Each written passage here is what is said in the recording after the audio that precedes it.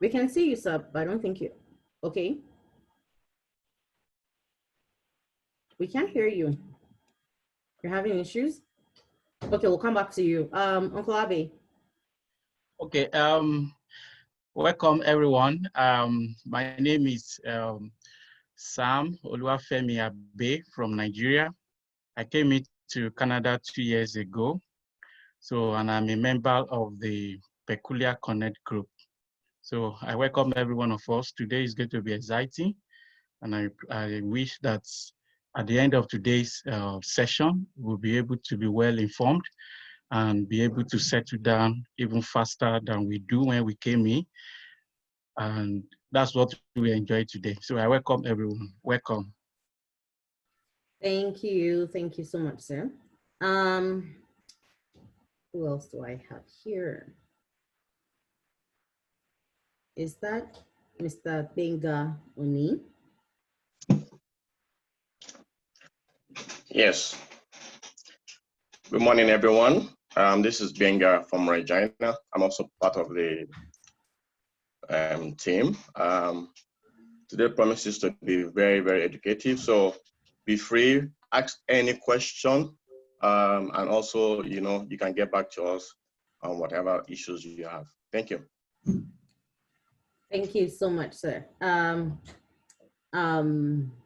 Miss Refined.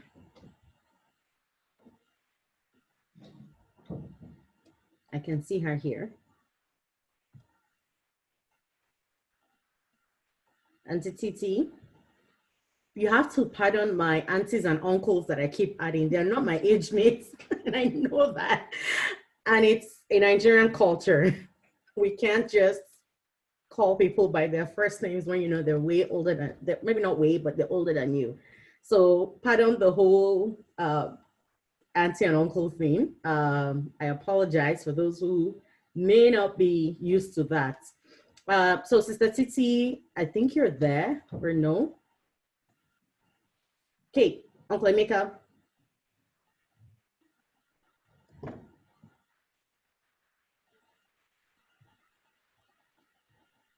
Yeah, good morning, everyone.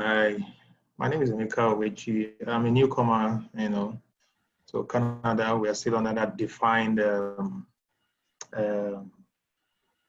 definition by the government of Canada. So we are new, we are here to learn, we are here to support, and then if there's anything that we can add or any way to make your experience here in Canada or coming to Canada or Saskatchewan a good one, that is what we are all here to do. Thank you. Over to you, Anita. Thank you, sir. Okay, I don't know if Uncle Akin's stuff is working now. Hi, Mayawa from Lagos. Hi, Ifelua from Lagos. Thank you for coming today. Thank you for joining. Okay, Stati is on now. Stati.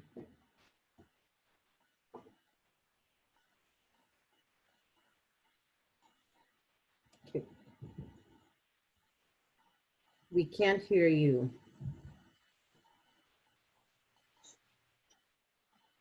No? Yeah. Okay, so well, everyone can see their faces. Everyone can see their faces. So thank you all. I hope I didn't miss anybody in this group. I hope not.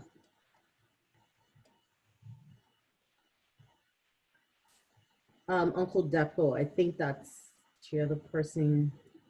I don't see him here yet. No? Okay. All right, so there's all put together, there's about 10 of us at the moment on the team. Not everyone is here this morning yet. But thanks again to everyone that is here. So Kadine Taylor is a talent acquisition consultant with the government of Saskatchewan. She works with the Public Service Commission. The Public Service Commission is sort of regarded as the HR arm of government of Saskatchewan. She's been here since she was little, as a young kid. She's been in Canada. She holds a master's degree in from the University of Regina, and she can tell us a lot more about all of that and what her journey has been like as an immigrant here in Canada. So she joins us today. She's an HR person, as stated earlier, and she joins us today to just kind of walk us through what the job market process looks like. You know, a lot of newcomers come here. We keep hearing about this Canadian experience. If you don't have it, it's difficult to get a job. You know, we keep having this. Some of us, we put in resumes, and it's like we're not getting any call back for any interviews. What is going on? And for some of us, it's that my experience was that I kept getting the calls, you know, and I was going for these interviews, and in my mind, it was always great, but I always never got the job until I learned certain things, right? And I know that that has been an experience for some people. And for some of you, maybe you're not here yet, all right? But you need to learn to understand what Canadian employers are looking for. And again, like I say to a lot of people, as long as you already know that you have your, or you're close enough to your getting your papers, it's never too early to start the application process. So what does that look like? And, you know, how do we navigate that space as immigrants, as newcomers in Canada? So I will turn it over now to Kadine, who is here. Thank you again, once again, Kadine, for being here, for being with us. So when you're ready, the floor is yours.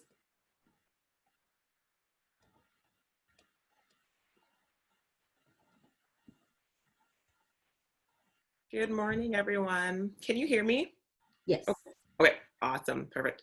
So I'll turn on my camera for the introductions, then I'll turn it off while I'm presenting because it uses a lot of bandwidth and it makes my connection unstable. So I don't want to have any issues with the connection. So I'll turn it off after I'm kind of done my introduction, then I'll turn it back on at the end for any questions. So like Anne said, thank you, Anne, for that introduction. Like Anne said, my name is Kadine Taylor. I'm very glad to be here with you guys this morning, and I hope you find this session valuable. So I was born in Jamaica. I came to Canada when I was young. I was raised by my aunt. I was sent here to go to school and to get a better education. So I've been here since I was little. I went through the secondary and the post-secondary school system. And I went through to the University of Regina, where I have a bachelor's degree in human resource management. I have my master's degree as well in human resource management and some other certificates and diplomas. Right now, I currently work for the government of Saskatchewan. As a whole, I've been with the government of Saskatchewan for about 14 years now. I've been with the Public Service Commission specifically for about 5 years. So I work as a talent acquisition consultant. So in my current position, I provide advice and guidance to managers on recruitment and hiring challenges and helping them to develop strategies to meet the organizational talent needs that they have. So I work fairly closely with senior managers and leaders in the organization to help them kind of navigate that job market and bring in talent into the organization. So today I'll just be highlighting how you as a job seeker can set yourself up for success and stand out in the job market. There's quite a few jobs that are out in the job market. Not so much with COVID, but as COVID kind of tapers off, though you'll start to see more jobs in the market, and kind of how you can set yourself up for success and stand out from the other individuals that are also applying for jobs as well. So I'll go into my presentation and just let me know when you can see my screen. Oh, it's disabled and you have to enable me to share.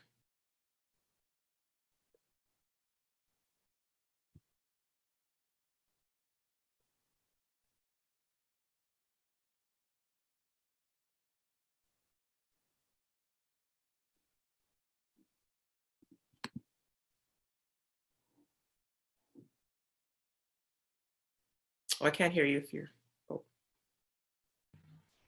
Okay, just 1 second.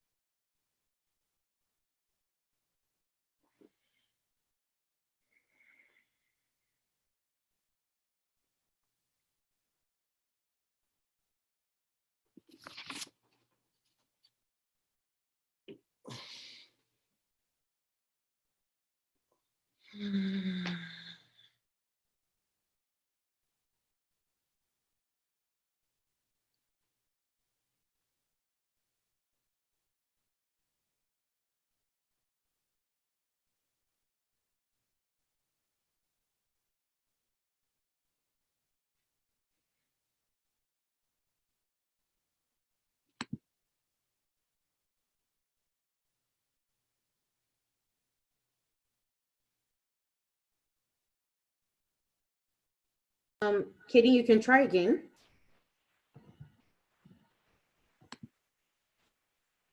Still says it's disabled. That's weird.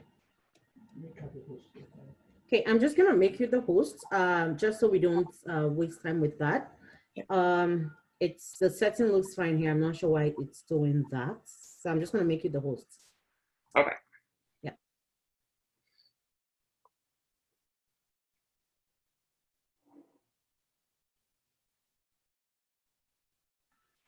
So I've given you host control. That should hopefully do it. Okay.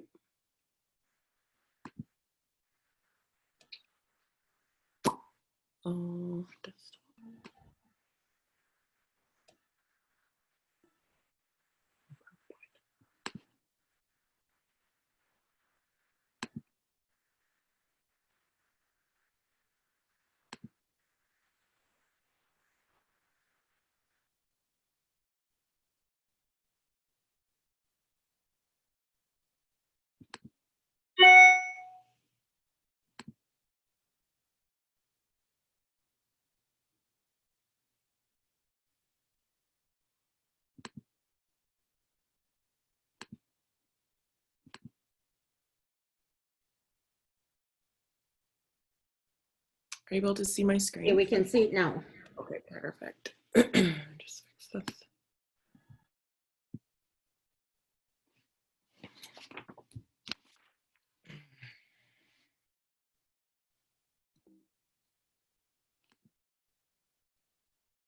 Okay. So this is just kind of a very high level overview of kind of what we'll be covering today. So we'll be looking at how to write effective cover letters, what to include in the cover letter, how to structure your cover letter, and then we'll look at writing an effective resume, how you should format your resume, and the things that you should and should include in your resume to really stand out to hiring managers as they're reviewing your resume. And then we'll go look at overcoming that no experience barrier that many newcomers can face, and what employers really mean when they say they're looking for someone with Canadian experience. So that's more of the soft skills versus some of the hard skills.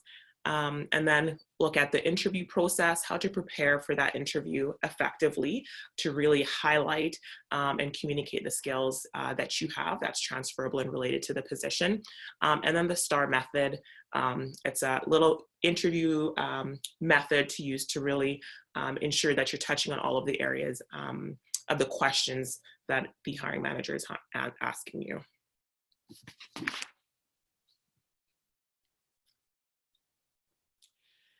So just really quickly, so I live in Regina, Saskatchewan, so this information is specific to Saskatchewan. So this is just the chart that provides a forecast of job openings in 16 major sectors in Saskatchewan over the next 5 years, so from 2019 to 2023. So they have forecasted that there's a total of 98,200 job openings that are forecasted over the next 5-year period. 24% of those openings will be due to economic growth. And then 76% of that will be due to retirement. So individuals leaving the organization, and then companies looking to replace those individuals as they are leaving. So you can see from the chart that there are some key industries such as trades, healthcare, where there's a vast amount of projected job opportunity. So the challenge then again with this opportunity is distinguishing yourself from the numerous other applicants who are also looking for a job as well.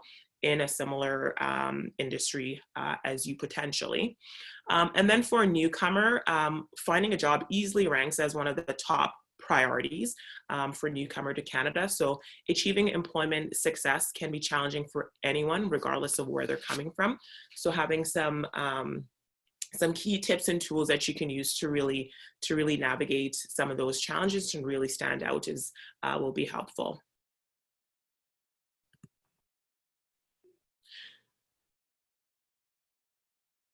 So one of the first steps, kind of once you have found a job that you want to apply for, is creating that resume and your cover letter. So the purpose of a cover letter is to introduce yourself and to summarize for the hiring manager your background and the experience that you bring to the position that's related to the job. A good and well-written cover letter can really spark that manager's interest in continuing to read your cover letter, because most of the times a hiring manager is scanning that cover letter or scanning your information for keywords or key information as it relates to who and what they're looking for in the candidate and what they're wanting them to bring to the role. And again, a bad cover letter means that they're not looking any further. If they're not seeing some key information, they have hundreds of applications that they're going through. So they're on to the next, where they have really highlighted and have really made an effort in putting some key information in that cover letter that is going to really stand out for that hiring manager. So keep in mind that a cover letter is a supplement to your resume. It's not a replacement. So you don't just repeat everything that's mentioned in your resume word for word in your cover letter.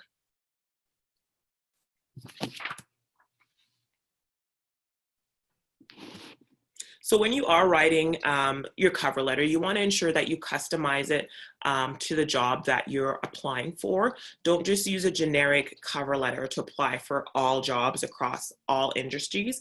Really tailor it to what is specifically required for the position.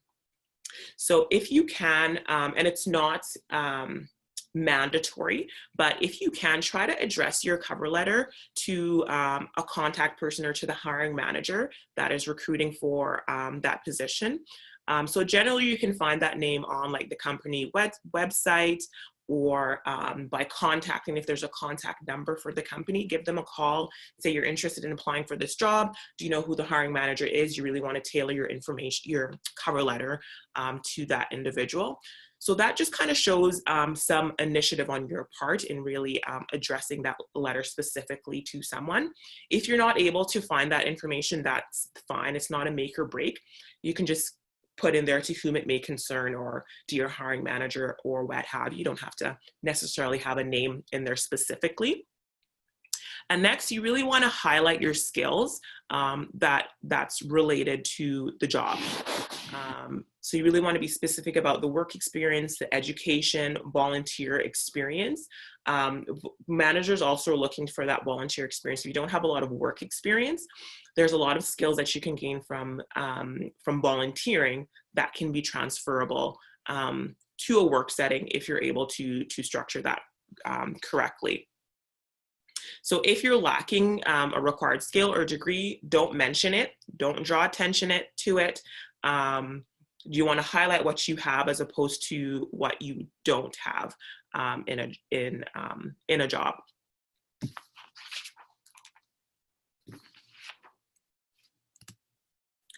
So when you're structuring a cover letter from scratch, it can seem fairly daunting and challenging.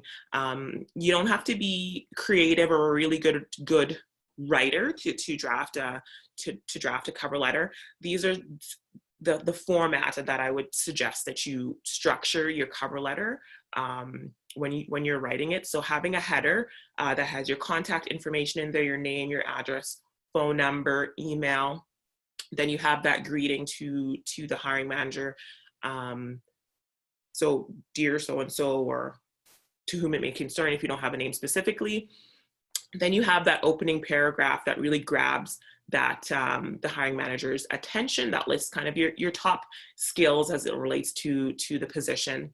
And then the second and third paragraph is where you're explaining or outlining why how your skills align with the position and why you're the best candidate for the job as well as for the company. Because they're not just looking for an individual that is going to fit in the position, but they're also looking for that cultural fit. So that individual that's also going to fit in with the culture of the organization. And then we have the closing paragraph where you're kind of indicating your expectation that you're going to be contacted for an interview. So this is an example of kind of what that would look like. So you can see at the top, you have your contact details, your name, address, phone number, email. So this is a letter, so to speak. So it's good to include the date in there as well. Then you have the hiring manager's information if you're able to gather that information. Then you have that formal salutation, so where you're addressing, speaking to, greeting that individual by their name, either Mr. or Ms. MS. And then you have that opening paragraph where you're kind of highlighting some of the key skills, again, that align with the position. And then the body of the letter, which you're going into a little more specific details, aligning again what they're looking for with what you bring to the position. And then your closing paragraph, where you're just letting them know that you're confident that you have the skills that are required for the position, and you're looking forward to hearing from them to further discuss your suitability for the position. And then you close that off with your name.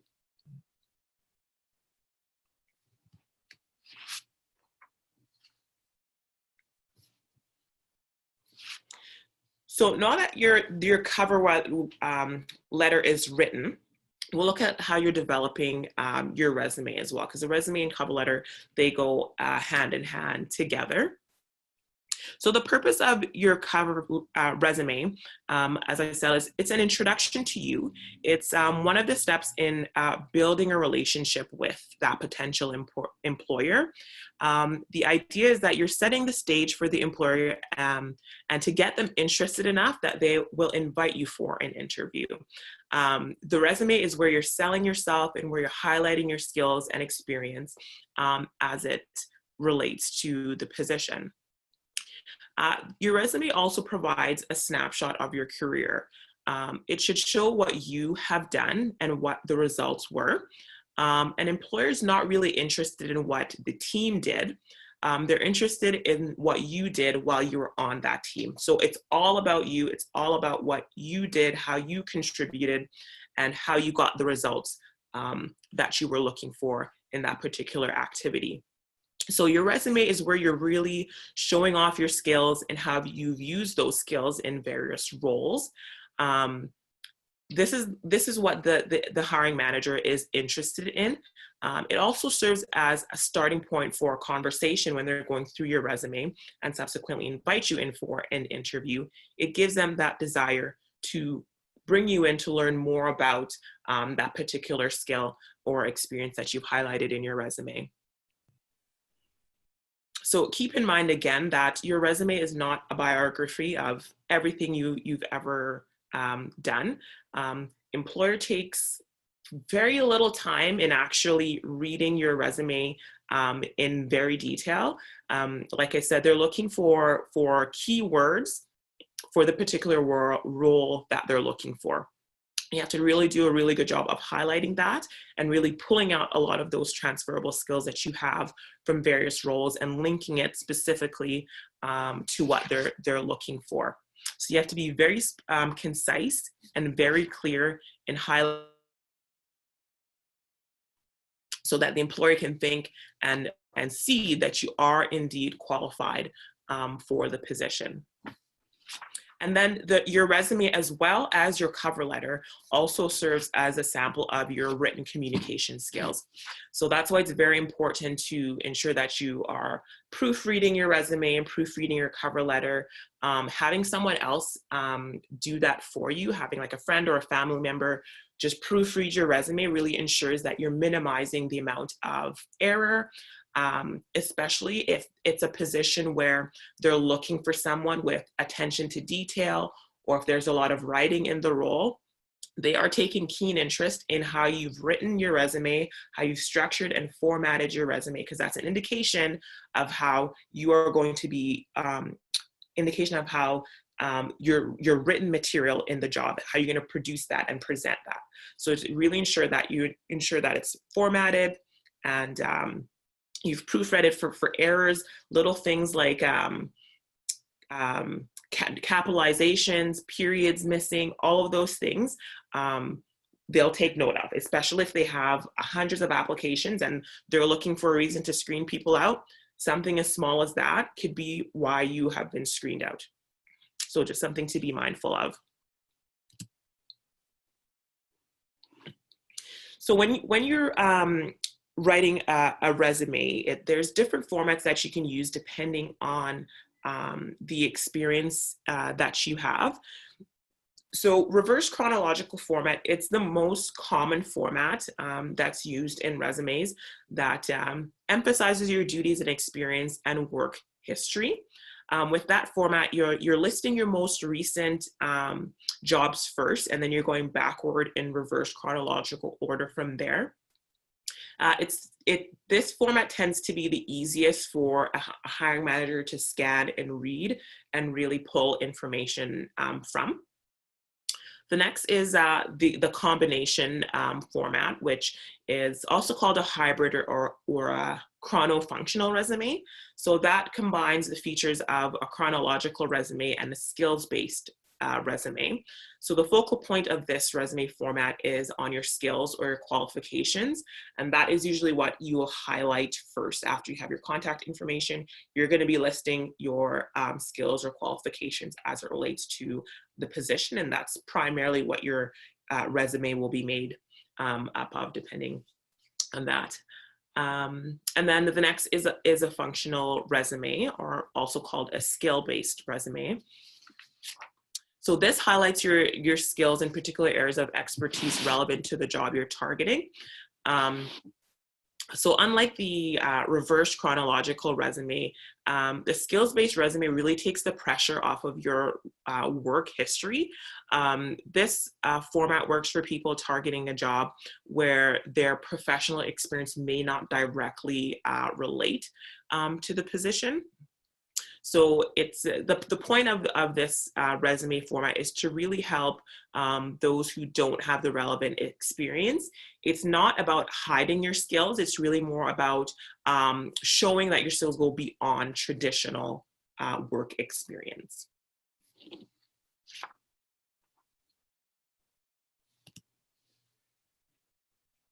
So once you have selected a format for your resume, there are some important details or tips you should be mindful of as you're writing your resume.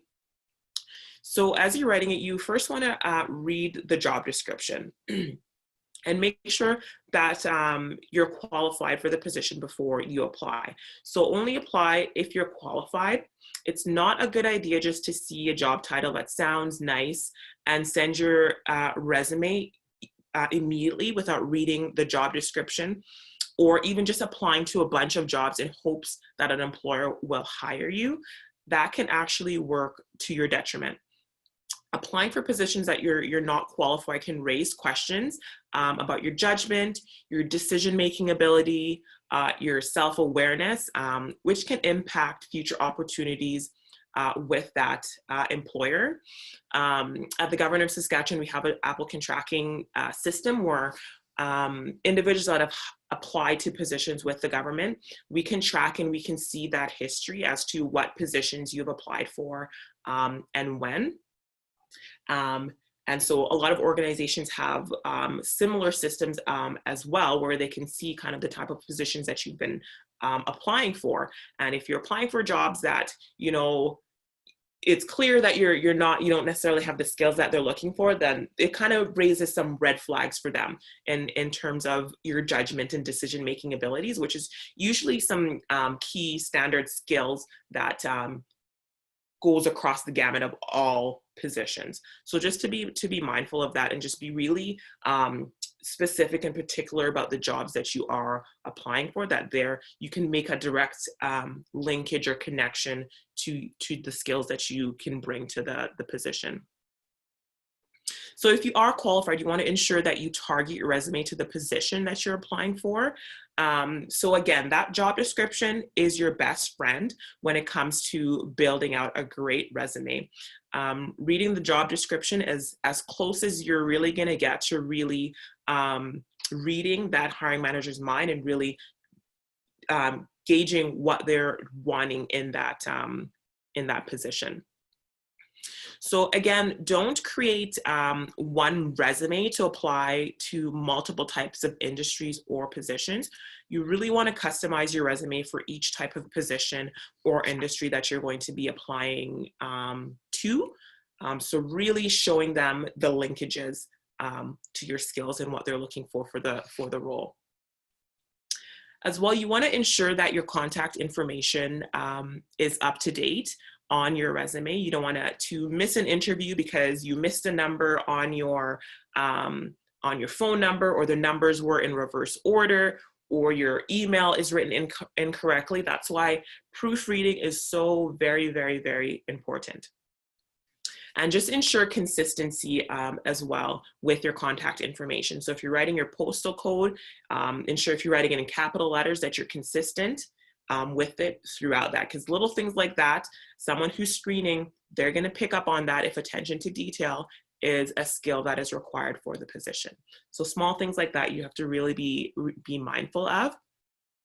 So there's some contact information that you want to avoid or not necessarily include in your resume. So things like your date of birth, you don't want to include that in there. That can lead to ageism. You don't want to have multiple phone numbers or email addresses, because that just creates confusion for the hiring manager as to which one do I use or which one do I call. Just list your primary one. Just one is fine. And then a photo or a headshot, that's not necessary. I've seen that on many resumes. It's depending on, for some countries, it's appropriate, or it might even be required to include a job in your resume to get a job. But in Canada, that is not required, and it's not, it doesn't need to be included. There's a lot of unconscious bias that is present in the interview process, and if managers don't have appropriate training, sometimes those biases can come into play. So limiting those biases as much as you can will really, really help you to be successful. So I wouldn't recommend that you include a photo. As well, keep your resume font size between 12 to 10 points so that a manager can easily read it without squinting. So don't make it too small, and don't make it extra large either. And then be consistent with your choices. If you've made one of your subheadings bold, then make them all bold. Try not to overuse anything. The point is to make important information easier to find, easier to see, to really stand out for the hiring managers, for their eye to go to that section to read what you have there. And then you don't need to list every job that you've had in your life on your resume. So if you've had a lengthy career and you have tons of experience, you don't need to list your first job that you had when you were 16 years old or whatever. You want to make sure that you go back no more than 10 to 15 years. You only need the jobs that are relevant to the position. So limit that, the period that you go back to, about that 10 to 15 year mark, and keep it relevant to the position that you're applying to. And then optimize your resume for applicant tracking software. So some organizations use an applicant system where they can easily scan your application for keywords that align with the position that you're applying for. So different keywords, depending on the position, carry varying degrees of weightiness. So for example, team player or results driven, that will carry that won't carry, sorry, the same importance as sometimes some of the hard skills such as capital investment accounting or operational budget planning. So that's why it's important to ensure that your resume is tailored to the job that you are applying for. As well as when you're tailoring that, keep your contact information out of the header and the footer of a Word document. So some applicant tracking systems, they can't read the header and footer of your resume. So standard sections like your professional experience or your education. So it helps the applicant tracking system just to parse that information into the correct place.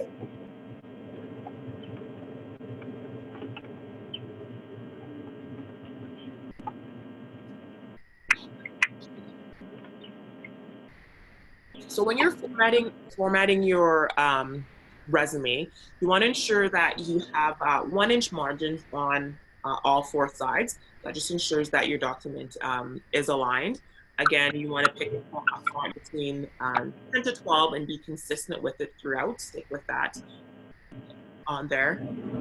Create a header for your contact information at the top, and ensure that you're dividing your resume into legible sections. So contact information, your qualifications, your work experience, your education, any volunteer experience that you have, you can include that in there as well. And use bullet points to highlight past jobs as opposed to writing a full-on sentence. With bullet points, hiring manager will be able to go to that specific job. Here. Sorry.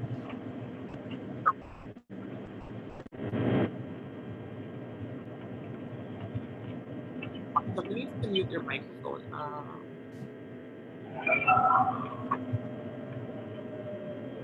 Ruki Leo, can you mute your microphone, please?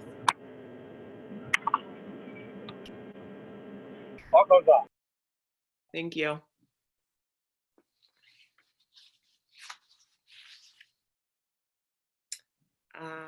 Where was I? As well, you want to be consistent with your resume formatting, like I said. So when you're writing things like the date, ensure that you're consistent with writing the dates consistently the same way throughout your resume. And then ensure that there's adequate spacing in between your resume, in between sections and different things. You don't want everything bunched together into one where it makes it difficult for the hiring manager to read that and to kind of differentiate where one piece of information ends and where the other begins. And then just ensure you're adding that extra space after each section heading. And as well, as I've stressed it before, proofreading, spell check every time. Have someone do that for you. Very, very important. The length of your resume, you don't want your resume to be too lengthy. So generally between 2 to 3 pages would be my recommendation, to keep your resume concise. If you go to 4 pages, that's okay, but just try to keep it within that range. So hiring managers aren't going through pages and pages of information that may not necessarily be relevant to what they're looking for. So this is an example, very roughened resume, kind of what that reverse chronological format looks like, which is kind of the most common. So at the top you have your name, again, with your contact information. It's important to put your name, like I mentioned, on your cover letter and your resume. In the event that either document is separated from one another, they're able to put the two back together because you have your contact information on both documents. Back in the day, we used to have, I didn't have to, but you had to mail in your application to the company for consideration. Now everything is done online, or you would fax your information in. So there would be back then a high likelihood that your information could get lost or misplaced. So it's important to ensure that your name and your details are included in there. Then you would outline the objective. So what do you hope to obtain from this position? What's your goal that you're trying to achieve here? Then you can outline a summary of your qualifications that's related to the position. Pull that out, listed in bullet form to really highlight that. Then going to your professional experience and your accomplishments. So you have the job title, so accountant. I worked for mathgeeks.org, and then list some key bullets as to kind of what you were responsible for, and there's some key accomplishments that you're able to achieve there, and really highlighting that and linking it again back to what are some of the key things that they're looking for in the role, and try to make that linkage and connection. And then on the right, they're just including the time frame that you were with that employer. And then you can go into your educational education and professional training. So listing your degrees and certificates and diplomas there, any types of awards or accomplishments or acknowledgements that you want to list there, any courses or seminars that you have completed that is related to the position. Again, any volunteer experience that you've done, you can list that there as well. And then you don't have to provide your references with the resume. For me, that's really personal, private information to that individual. And if you're not going to be considered for that job, or they're not going to be contacting those references, you don't need to provide those references with your resume. If you're contacted for the interview, then, and they're requesting your reference, at that point you can provide it. So putting references available upon request at the bottom is completely fine, and it just maintains the privacy of those individuals that you are going to be using as your references.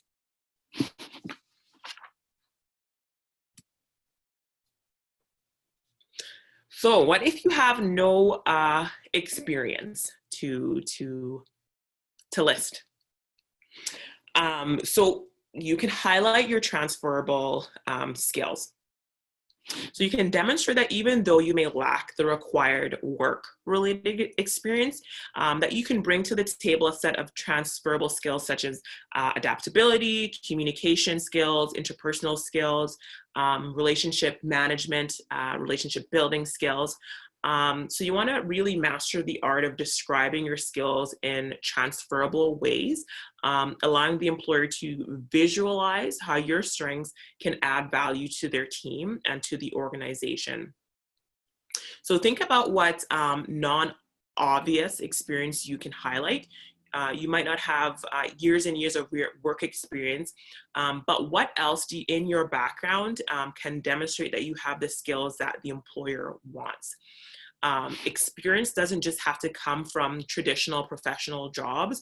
You probably have other things in your life that demonstrate useful skills. So volunteering, playing on a sports team. So you can pull those teamworking skill, team building skills, and apply it to the job.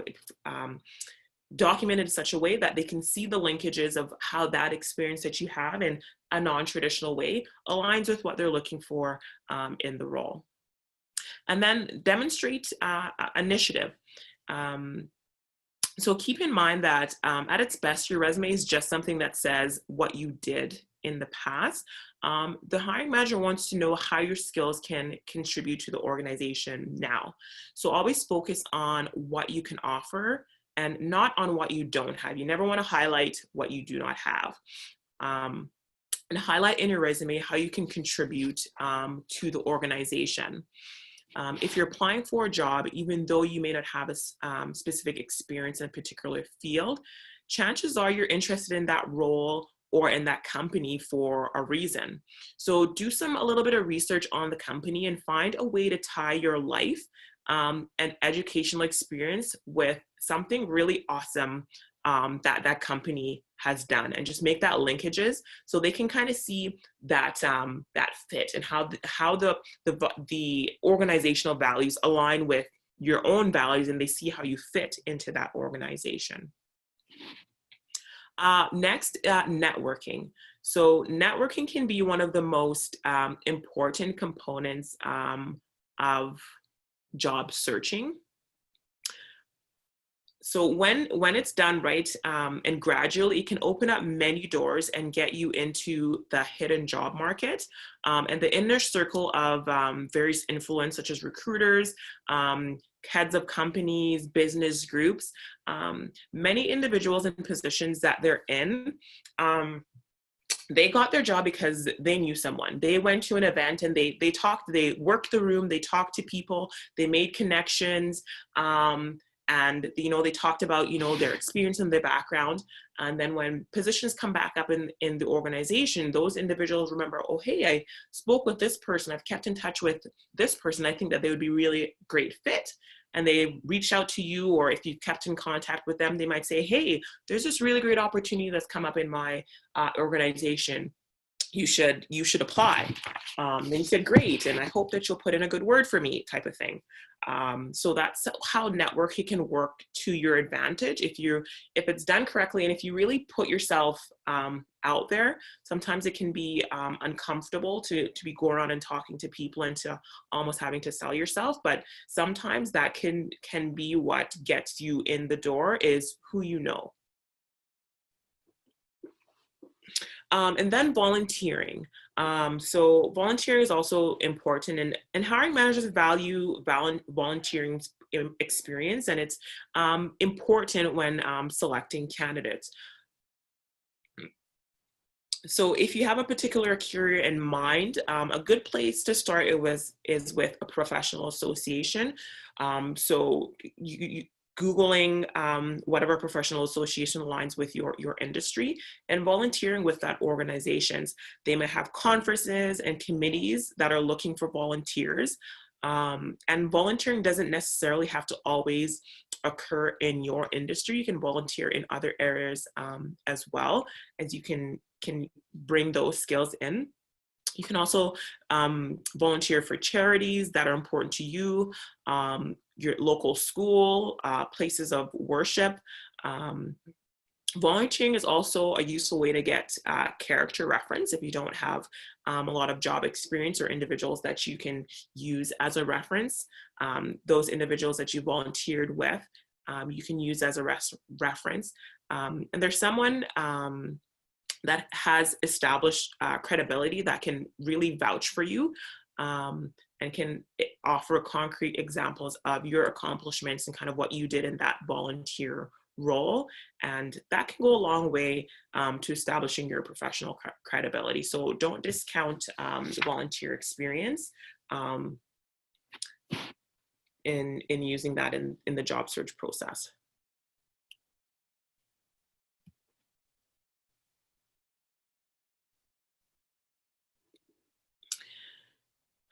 So it's an unfortunate reality that many newcomers to Canada often find the experience of looking for work particularly challenging and can be daunting, with the primary reason being that they simply don't have any work experience in Canada, even though they may have valuable skills and work experience from their home country.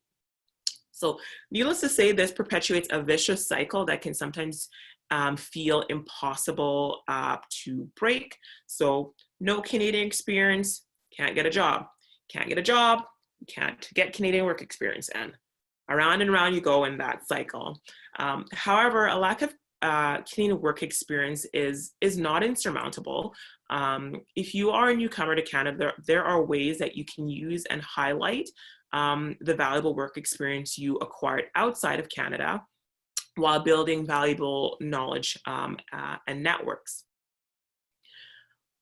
So when employers might say, when they're providing feedback, is that you lacked the Canadian work experience, what do they really mean by that? So from an employer's position, in some cases, the issue has less to do with someone not having the technical ability to perform the job, and more to do with whether a recent immigrant will have an adequate understanding of the organizational structure in Canada and how business is conducted in the Canadian workplace. So most immigrants have the hard skills, experience, and expertise required for the job, but employers want immigrants to show them that they have soft skills, such as fitting in with the team, conflict resolution, workplace communication, as this will be needed to figure out who to know and how to be successful in the workplace more broadly, and navigating sometimes those difficult relationships with different individuals in the organization. But the soft skills they are looking for are culturally embedded and can be different for different work environments. So their main concern for many employers is hiring newcomers represents a challenge for them. Employers are not familiar with the new immigrants, a newcomer's culture, the universities, or their workplace practices that they're coming from. And many employers don't understand your credentials, and most often they may make assumptions. So they may be worried they will have to spend time and money training you more extensively than they would a Canadian. They may also be concerned that you would use them to get Canadian experience and then leave. Or if you're overqualified, that you might get bored at the job. They may wonder whether cultural differences could create conflicts on the job. They're concerned about whether you will fit in with the rest of the staff, their suppliers, their customers, key stakeholders that they deal with on a regular basis. So these are concerns that are very real from an employer perspective, because selecting the right person is costly and time consuming for them. So while there's not much that you can do about an employer's attitudes and their fears, there are things that you can do as a newcomer to demonstrate that you have the equivalent to Canadian experience.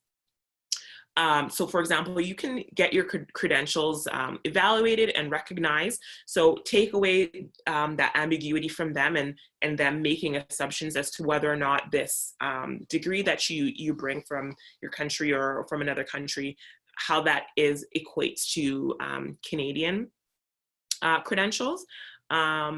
Work on improving your English if you find that that's an area where there's some improvement required, and focus on professional English related to your industry. So take some time to understand what's the lingo that's used, how do they phrase certain things, what do they call the names of certain things in Canada compared to how the names that they may use in the country that you're from. And learn about the Canadian labor market and become familiar with your particular industry, profession, or occupation. So learn the jargon, the local references, who's who in those particular areas that you can, maybe make some connections with. And then doing some network in different backgrounds and industries. As well as you can take some courses in Canadian institutions. It doesn't have to be lengthy courses. So employers will recognize names of well-known universities, even if you just take one class. So at the University of Regina here in Saskatchewan, the Canadian Center, the Center for Continuing Education, they offer some really great short-term courses. Some of them are over the weekend. So you can take that course, and that's something that you can put on your resume, and they will recognize the University of Regina or any other universities or educational institutions across Canada that's easily identifiable for them. And remember to include those efforts. So those credential evaluation, any Canadian studies that you've done, any volunteering, ensuring that you include that in your resume, just to demonstrate your initiative, your eagerness, and your independence.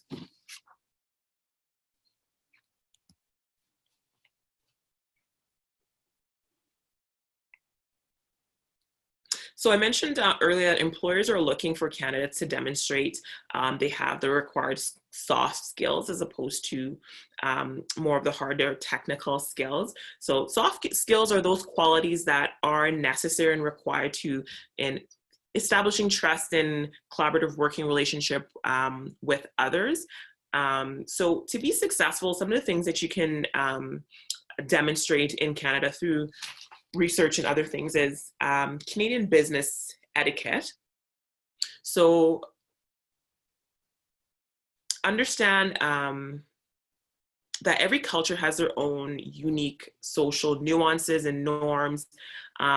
So in Canada, things like eye contact, a firm handshake, appropriate use of personal space, smile, making small talk are all important and necessary social graces to establish rapport and build relationships. So employers are really looking for your ability to really do that, especially if that is a big thing in the role, in really developing, establishing, and managing relationships with your teammates, but with individuals outside of the organization as well, depending on the role. And then cross-cultural communication. So being culturally sensitive and aware that what may be perceived as socially acceptable behavior in one culture may not be acceptable in another culture or here in Canada. So really understanding what are those socially acceptable things, and to be open to other perspectives that is different from your own, and being able to find a common ground to establish collaborative relationships. Emotional intelligence is important as well, to be self-aware of yourself, of your strengths and your weaknesses, being accountable and responsible for your actions, and learning from your mistakes, and being open to feedback or constructive criticism, and not taking it like as a personal attack on yourself or anything like that. And making mistakes is how we learn and grow, and no one is perfect. So really taking that feedback and finding ways as you can to use that to improve and to do better the next time. Adaptability and flexibility is also important. So the ability to assume multiple roles and to be able to cope with the stress that comes with the changing environment, changing situations, and being open to different ways of doing things and to others' perspectives, providing their feedback on how things can be done differently. And then being team oriented. So being a team player means being positive and being able to work with others, going the extra mile sometimes to help a team member to meet task or project deadlines. Understanding that a positive attitude and outlook can foster an environment that helps that team meet the goals and vision of the organization. So really being able to have that team, that one team, and that being able to interact with that team and to really mesh with that team well. Conflict resolution and negotiation skills. So looking at the ability to resolve conflict by being able to hear what is not being said and to listen without prejudice. So being able to identify the issue and to understand the viewpoint of another without things like ego or biases, personal biases getting in the way. And to really understand that the ultimate goal is to create a collaborative and trusting relationship. It's not about being right or wrong, but being really able to manage those relationships and to negotiate and to diffuse situation and resolve conflicts effectively as they arise. And then customer service, being customer oriented. So being able to anticipate and identify the needs of others with an attitude of helpfulness that's accompanied with a friendly smile. So really trying to provide the best service that you can to the clients or the individuals that you're serving. And then leadership qualities are something that most employers are looking for in any individual. So someone who is a problem solver, who possesses the initiative to provide solutions or direction when needed, while making others feel supported and motivated as well. So to have emotional control when you're in the face of conflict and adversity, and understand that leadership qualities are not defined by having a formal job title or service or being a supervisor or a manager. No matter what position you are in the organization, you can demonstrate leadership ability and leadership skills in different ways. You just have to be strategic about how you go about doing that. So these interpersonal and communication skills are weighed equally with academic credentials, technical competencies, and experience. Soft skills have become equally important, if not more important, than hard skills within a Canadian workplace culture. So the hard skills are important, but when it comes down to it, once those hard skills are established, what it really comes down to at the end of the day is those hard skills and how is this individual going to fit in with my organization, with the clients that I'm serving? Do I see that connection there? So as a result of the importance of these skills, employers have been using behavioral-based interview questions to really determine the suitability of candidates during the interview process.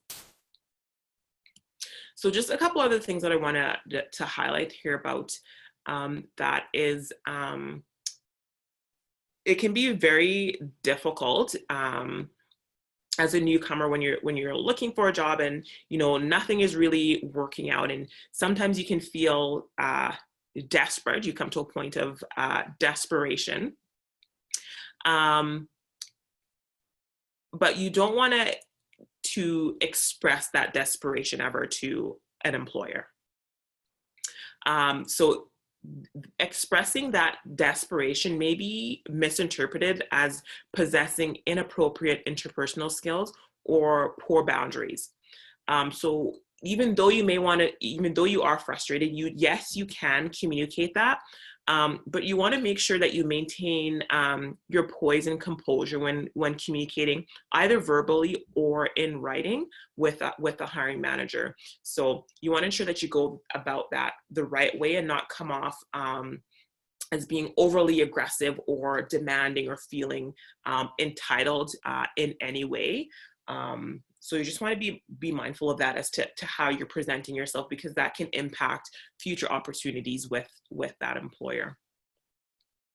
And you really want to focus again on what you have rather than what you don't have. So if you spend your time emphasizing the experience that you don't have, or the cultural customs you're still unfamiliar with in Canada, this is what is going to stand out in the in a hiring manager's mind. Regardless of anything that you have said, they're always going to think back to that negative comment that you made about your lack of experience or lack of understanding the culture. That's why it's really important to do your homework and set yourself up for success in really understanding what the cultural context that you're coming into with that organization. So key is to highlight your transferable skills, your accomplishments, similar projects that you've worked on in order to demonstrate how you can contribute to that organization in a positive way. And then temporary agencies can also be a good resource for temporary work to gain some Canadian experience. So these companies will place you in a temporary work setting. There are various temporary jobs in industries such as construction, clerical, IT. These jobs are short-term. However, they can sometimes lead to permanent opportunities as well too. So there are various short-term agencies. Well, I know of the ones here in Saskatchewan, like Adecco and Kelly Services, and things like that you can reach out to, and they can connect you with an employer for short-term work. And at least that's something that you have on your resume, and you can use those skills that you gain from that short placement to really highlight it and then link it to other permanent opportunities that you're you will apply for subsequently following that.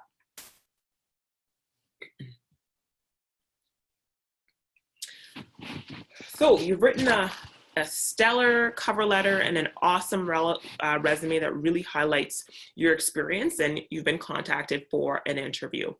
So you want to go in there and you want to shine bright like a diamond. So now that you're in the door, you now need to convince the hiring manager that you are the best person for the job. So interviews are typically the most popularly used assessment technique in the selection process. So thanks to advancements in technology, interviews can now be done in person or through video conferencing format, like ones that we're using right now is through Zoom. So for the most part, myself included, majority of people, they dread going to a job interview. It's not a fun experience. It can be very stressful, can raise your anxiety level. But it's interesting because if you think about it, interviews are kind of like starting a new friendship or newly dating someone. You have to really get to know that other person to know if you want to be friends with them or if you want to continue to see them again. So you get to know them by asking questions, telling stories about your past. Unfortunately, in an interview, the pressure of being put on the spot and feeling like you're being judged for a position you're dying to get raises the stakes a little bit more than a friend or a relationship. But there are certain things that are in your control when it comes to owning that interview process. And then we'll go into that a little bit right now.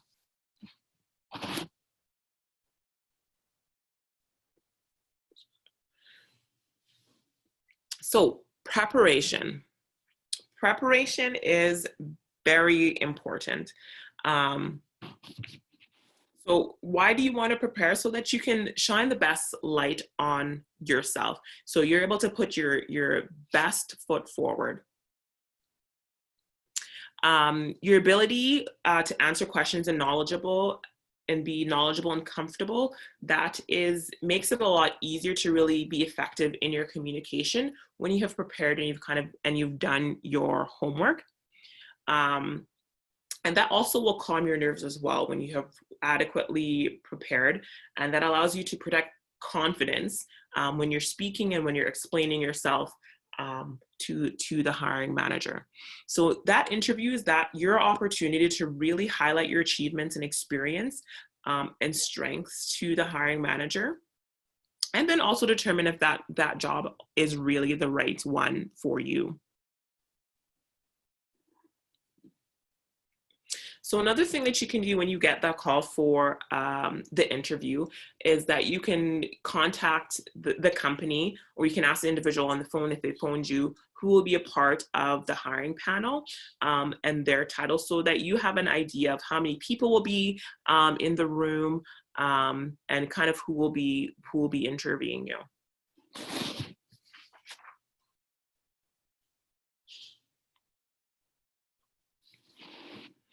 So where do you start now that you have got the interview? How do you now prepare for that interview to really set yourself up? What is this on the screen? So you want to research details about the company or the division or the unit that you're going to be working for. So you can do that through searches online, going on the company website to really understand what their mission is, what their value is, who are the people that they're serving, what do they do in that industry, and how do they go about that. You can, if you know anyone from that company, have discussions with individuals who might be familiar with the job, who have worked for the organization, that can provide you some insight into how things work, and learn about current events that are surrounding that industry or sector and what's impacting that, so you can speak intelligently about that when you're asked. And then you really want to study and look at the job posting. This is very key and very important in being successful, and we'll go into that in the next couple slides some more. And you can use the internet to also help practice to determine questions and draft responses to potential potential questions that you could be asked. So drafting responses to questions is a good way to really get your thoughts down and document some key points that you want to highlight and communicate, that really demonstrates and communicates to the hiring manager that you have the skills that they're looking for in the position. And then practice. So practice makes perfect, right? So having a friend or a coworker or a family member ask you questions for you to respond to is a great way for you to get comfortable with your responses, and work on ways as to how you can tweak it and do it better, what you may want to include more information of, or maybe talk less about. So practice answering some questions that are related to the role is a great way to really ensure that your answers are clear, concise, and to the point. You don't want to be dragging on and providing information that's not really relevant. You want to be clear and concise and to the point as it relates specifically to that job.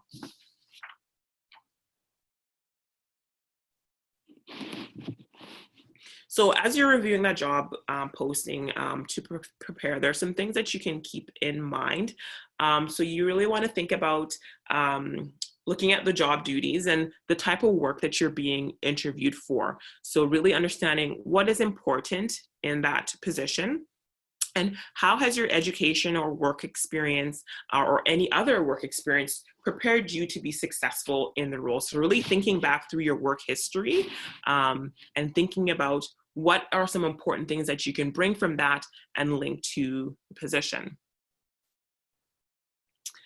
The next is you want to review the posting and then take notes of the skills and experience and competencies that they have outlined that they're looking for. And this can provide you some clues as to the topic of questions that they might be asking you for. So that's how you can help yourself to prepare to practice answering some questions related to the skills that they've emphasized that they're looking for. And if a particular skill is emphasized or repeated more than one time, it's very likely that you're going to get a question on that. So prepare a response that can tie your experience into what they've really highlighted in that job offer is key. And you want to be familiar with the behavioral competencies associated with the position. And for most positions, these are listed right in the job posting. So you want to be mindful of those. And then you want to consider how the position lives the organization values in its day-to-day activities. So taking a look at their website and seeing the values that they've highlighted, and then be prepared to expand on your own value structure and how your own values align with the values of the organization. Because again, cultural fit is another thing that hiring managers are looking for from their candidates. So this is a job ad from a while back from Saskatchewan Crop Insurance Corporation for a policy liaison officer. So this might be a position if you have a policy background that you might consider applying for. Not all job ads are structured this way or might even provide as much detail as this has. But if you are provided with this much detail, you want to ensure that you take advantage of all this information that is provided to you here in the job ad. So starting at the top, and this might be small for some of you to see, but I'll kind of go through it. So starting at the top, it kind of highlights a little bit about what the organization does. For most job ads, it goes into what their values are, what their mission is, what their purpose is, and you can refer to their website for more details on really understanding what their mission and what their purpose is. And then it goes into the responsibilities for the role. So the 6 bullets that are listed here, you want to really take a look at what relevant experience do you have to tie into these responsibilities that the position is going to be doing. So thinking back to your work history, what experience do you have in policy that you can really highlight that hits on these points that they're looking for in the position?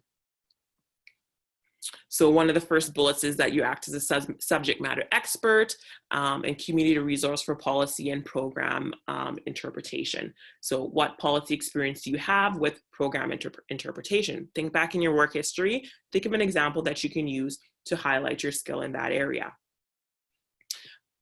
Next, we have investigating, understanding, and communicating controversial policy changes to other divisions of SCIC. So thinking about how do you research, how do you solve problems, how do you communicate information? So you want to demonstrate that you're an effective communicator. How do you manage when there's conflict, or when you're communicating and maybe your information is not being received? How do you then shift your communication style or adapt to maybe communicate technical information into layman's terms? So things like that. So the next is responsibility is collaborating and working with groups and project teams to support efficient and effective workplace problems. So you want to express how you've built relationships and networks to ensure that results were delivered, and then what were the results? How did you get there? And then it goes into highlighting what the qualifications are. What do you need to bring to the role to be successful in the day-to-day responsibilities?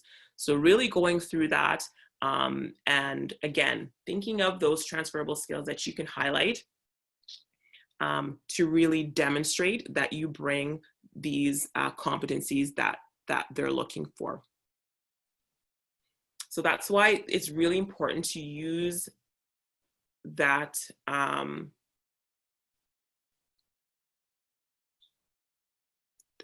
why is there something on my screen? Oh.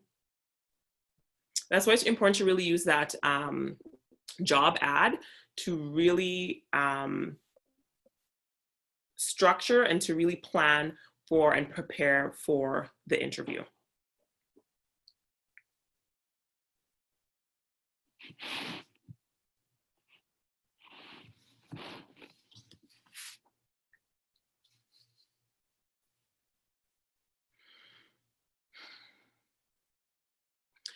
So in the interview process, there's typically 3 main types of interview questions. So there's the knowledge base or the technical questions that deal with the technical or basic knowledge that is required to perform the duties of the position. So these questions are typically designed around key functions of the job and are really trying to get at what you know and what you can do and what you have experience with. So describe your understanding of accounting principles or project management techniques or skills. So they're really trying to get your understanding of if there's a knowledge requirement for the role, do you bring that knowledge to the position? And the next is situational or hypothetical questions. So these questions are related to, these situations can describe hypothetical job-related situations that focus on relevant qualifications. So these questions requires candidates to reply with or to provide an answer related to what they would do in a given situation. And these can also be considered to be problem-solving questions. These types of questions are based on the notion that what people say that they would do is related to what in fact they will actually do it if they were put into that particular situation. And this question is also good to know a person's thought process. In particular, in the government of Saskatchewan, we don't use a lot of situational type questions. And I can't speak for other employers as I haven't worked for many other employers, but typically the comment that's made around situational questions is that candidates will sometimes tell the hiring panel kind of what they want to hear, and what they say might not necessarily be what they will actually do if they are put into that situation. So behavioral questions, which is next, is typically the type of questions that you will see or receive on an interview. So it's also referred to as BDIs, or behavioral descriptive interview questions. So this type of question is used by hiring managers to learn of actual examples of a person's behavior in a given situation that would demonstrate whether or not they have the competency that's required for the position. So this type of interviewing techniques involves asking candidates questions about how they handle past situations that were similar to situations that they may encounter on the job. So this type of interview questioning is based on the premise that the best predictor of future performance is assessing examples of past performance in similar situations. So if you're in an interview and you ever get asked a behavioral interview questions and you kind of get stuck and you don't have a necessarily specific example from your work experience to draw from to talk about, you can answer this question from a situational or a hypothetical perspective. So if you were ever in that situation that they described, what would you do? It's not ideal, but it's better than saying, I don't know, or not really being effective in your response. So kind of turn it a little bit around, and at least you're providing an answer that kind of gives the hiring panel a sense of kind of how you would approach handling that particular situation. So situational questions, they're focused on hypothetical experience, they're future focused on and look at what you would do. There's not examples that are required for that. And then behavioral questions focus on, they're looking for real past work experience, examples of things that you've done in your past. And then typically they're looking for an example for you to provide with that answer.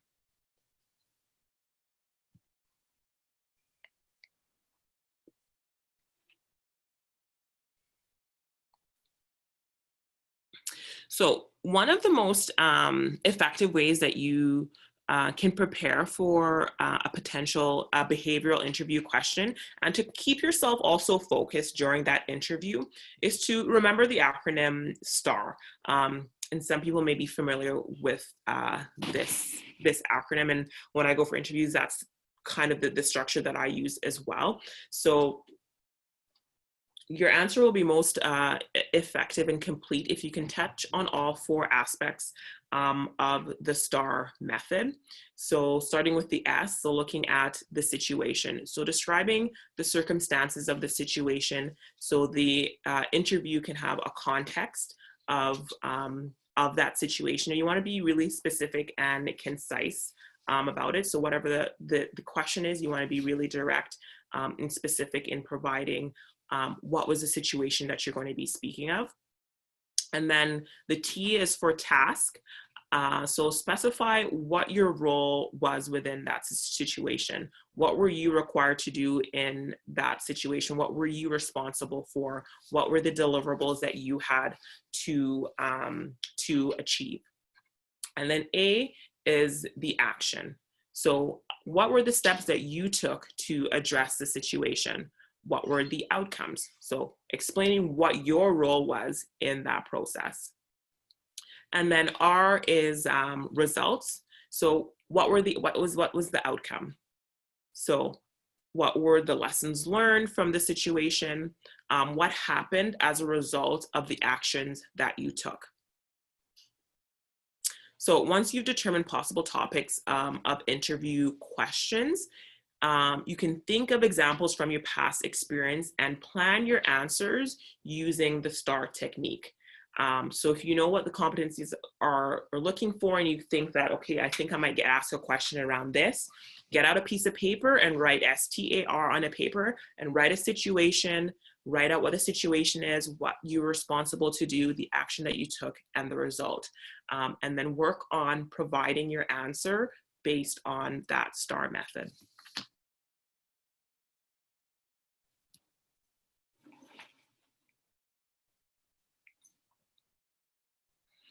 So when you are going to that interview, you want to ensure that you're coming in confident.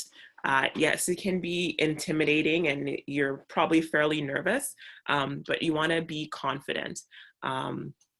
So confidence is sometimes grounded in experience and expertise. And many people have a hard time with this because they don't want to come across arrogant or cocky, but you also want to be proud of your accomplishments and the qualifications and the qualities that you bring to the position. So speak confidently about the skills and expertise that you are able to contribute to the role. The next is body language. Body language is very important and it speaks volumes in an interview. A hiring manager often pays just as much attention to your nonverbal cues as also as to what you have to say in that interview. So again, it can reveal confidence. So if you're sitting up, if you have good posture, you're sitting up straight, shifting eyes or looking around the room, that can show insecurity or uncertainty or a lack of confidence. If you're sitting in your chair and you're slouching and you're kind of leaning on one arm of the chair with your hand on your chin, that could demonstrate boredom or a lack of interest.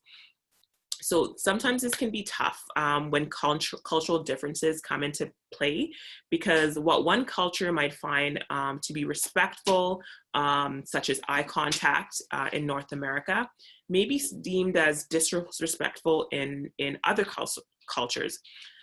So this needs to be taken into account, or it should be, with a hiring panel in understanding those, having some intercultural competence on the part of the employer and kind of removing some of those biases that can be in play.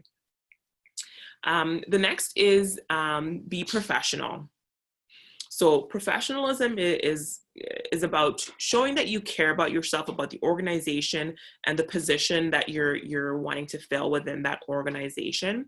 So when you come in for that interview, greeting the panel members with a handshake and a smile can really set the tone for that interview. That being said, though, you don't need to be so concerned with sounding too polished. Those hiring want to connect with who you are, and it's easier for both parties when you kind of let yourself shine through in the process. So try to be relaxed and comfortable in the process as much as you can. You also want to be thorough and concise. So ensure that you're telling a well-rounded response, but you want to avoid over-answering or providing a lot of detail that's not really relevant to the question that they're asking. So you want to ensure that you answer the question as directly as possible. And when it's applicable, you can tie in your personal experiences. So we talked about the STAR framework in the previous slide. So following this methodology can really help you to be direct and concise with key elements of your experience and your competencies.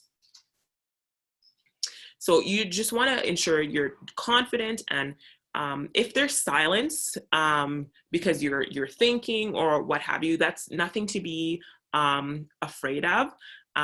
But when there's silence, sometimes this is when you might awkwardly continue to talk and start talking about things that aren't relevant and kind of take away from the focus of what the interview needs to be focused on. So if there's silence, it's okay just to be silent for a moment and wait for the panel member or to take that time to really think of a good and concise response to the question. You also want to ensure that you're listening carefully and taking notes. So everyone absorbs information differently. So if a pen and paper helps you to focus and to kind of zone in on what you need, then do so. Bring a pad of paper, bring a pen. Most times the hiring managers, they provide a pen and paper there for you. If you're comfortable, you can also bring in the job description with the notes that you've highlighted, that you refer to for examples. And that can help to trigger your memory and keep your answers related to the job.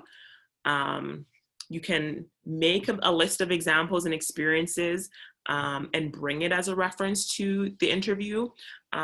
Most employers will be okay with you referencing a list like that during the interview, but you don't want to bring in a binder full of pages and pages of information that you're flipping through and that you're referring to it. That can reflect really poorly on you. But if you have a list, a piece of paper with a list of key points that you want to ensure that you're highlighting, and you're just referencing it or just reminding yourself of kind of what you want to say, that's okay.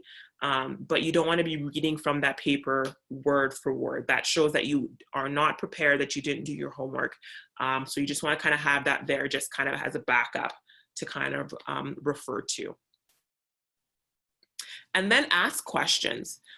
So prepare some questions ahead of time that you want to ask the employer or to learn more about the job. So it shows that you're interested in the position and that you have done your research and that you've come prepared with some questions to gain further clarity or to further understand what's expected from you of the role, or what the work organization or what the culture is like, what the team is like, different things like that.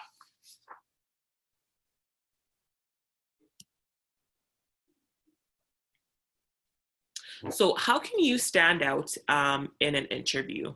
So most importantly, you want to be on time. It never looks good if you show up to an interview late. Does not look good at all. You're not starting out that process on a very good foot.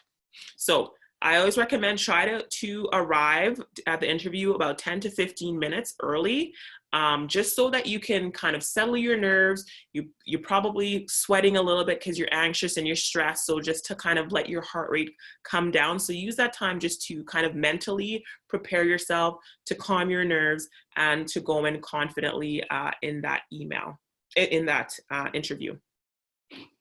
You also want to dress for success. Dress for the job. Dress for the position that you're applying for. So studies have shown that actually how someone dresses can affect their thoughts. And it also radiates an image of self-respect and can empower a person internally. And not to mention, that's a great first impression when you come dressed for the job that you are wanting to get. And then, like I mentioned before, research the company. You want to go into that interview knowing the mission of the company, understanding what business they're in, what their target markets are.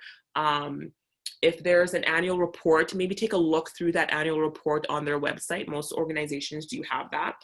Just take a look at what they have done in the previous years, and just to really prepare yourself. Because at some point during the interview, the hiring manager, they may ask you what you know about their business and why you want to work for the company. And if you can't answer that question, it makes you look like someone that maybe doesn't care too much about the opportunity.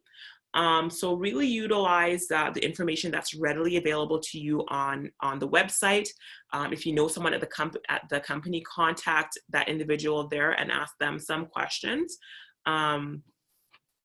So being prepared and being someone that can show you're prepared provides the hiring manager with the impression that you're interested in the job, you took the time to plan ahead, and you care about the outcome. So this says a lot about your initiative and your effort towards this.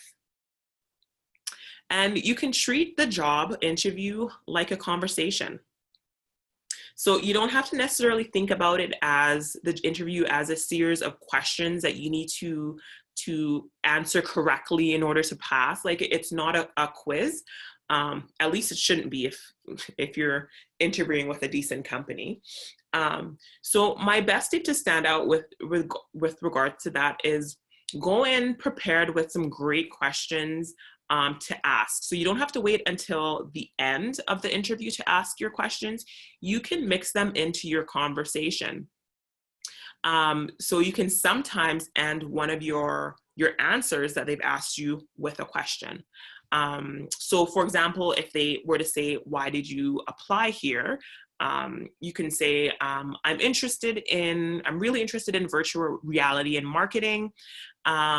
It's what I do. So when I saw a virtual reality company like yours that needed a marketing analyst, it seemed like a perfect fit. I'm really excited about this opportunity. But one thing I noticed when reading about your company is that you seem to take a different approach to marketing than most of your competitors. Can you share why that is? So again, it shows your initiative, that you took a look at their website. You tied in your interest with what the company does, and now you're trying to get a understanding of kind of how they differentiate themselves from their competitors based on what you read on the information on their website. So asking questions or intermingling questions within the interview really makes you stand out, especially if you've done your homework and you've thought of some really strategic questions that align with what they're looking for in the role, and how you can kind of tie those into some of your responses.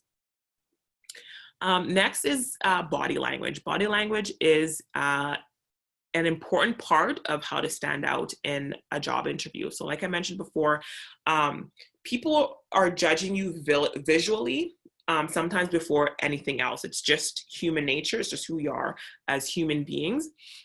And the hiring manager and other panel members are going to gather their first impression of you within just a few seconds of meeting you. So it's not just about the first impression. This will affect how they react to everything you say in the interview. So if you're sitting up straight and you're maintaining good eye contact while you're answering the question, it's going to give you a huge boost in that interview. Whereas if you're glancing down or to the side while you're talking, or if you're slouched over, your answers will come across as less impressive. Even if you say all of the right things and hit on all of the right points, just how you have portrayed yourself that's kind of what the hiring manager is now focusing on. And they're now thinking of, how is this individual now going to relate to internal leaders that they might be interacting with, or the clients that I'm now going to be, that they're going to be working with. If this is how they're portraying themselves in the interview, which should be one of the most important things that you're doing, if this is how you're portraying yourselves, how is that now going to translate into, if you get this job, the day-to-day work you're going to be doing, working with stakeholders and key individuals in the organization. So presentation there is really important. So you want to try to walk into that room looking like you're confident, that you're happy to be there, even though you're terrified on the inside. They don't need to know that. So keep a smile on your face, maintain eye contact, sit upright, try to keep the hands on top of the table. Don't be tapping your feet or tapping your hands. That only just causes distraction. So just try to keep as poised as possible. And this also goes for virtual interviews as well. In the time of COVID, not a lot of employers are having in-person interviews, and they're utilizing various virtual means to have those interviews. So your presentation virtually is just as important as it is visually, as it is in person. I conducted an interview a few weeks ago for a fairly senior position, and we did it virtually. And the candidate was slouched back in his chair, kind of like leaning off to the side. And he answer the questions very well. He did fairly well in the interview. But when the hiring manager and I were debriefing, that was one of the things that he brought up. He's like, you know, he did very well in the interview, but he just seemed very disinterested in the job. He was really just slouched back in his chair. Like, he was very confident in his responses, but he was just too comfortable in the interview. And he would be working with a lot of senior leaders in the organization, where you're commanding their attention, you're commanding their respect, you're trying to get things accomplished, and it can be sometimes challenging. And if you're too comfortable in that approach, the outcome may not be successful. And that was one of the things that he highlighted, and unfortunately he was not the successful applicant. So all of those little things are very important, just to be mindful in how you're presenting yourself to the organizations, because sometimes it's that little thing that will be like, you know what, I don't think that this individual is gonna be a fit. So just to be mindful of some of those things. And then be results oriented. Most people talk in very general terms, both when describing their past work experience and when talking about what they would accomplish in a new position. But don't do this. You want to stand out. So instead, talk about specific results, provide details, be very specific in how you would accomplish or achieve that outcome. And so if they ask about your past work, talk about the actual results that you achieved. What was the impact of that? And be ready to provide specific facts, specific data, specific details if they dig a little bit deeper. And then like I said before, ask good questions. We talked about, most people know or may not know that they should ask questions in an interview, and very few do ask questions, but it's an important thing to do. Some employers, they might even judge you based on the fact that you didn't ask them any questions about the role or about the organization, because they want to hire someone who's being selective in their job search. Although as a new immigrant, sometimes you can't afford to be very selective, but you can kind of portray that. And they want someone who really knows what they want. And the only way to show them that is to ask questions. So like I said, be prepared to ask them questions about the job, the training that you'll receive, the team that you'll be working with, the company overall, what their experiences is like. A question that I'll ask sometimes is, what is the most challenging thing for you in your position? What do you find most challenging on a day-to-day basis in the work that you do? And then kind of put them on a spot a little bit to provide you some feedback about themselves and the work that they do in the organization.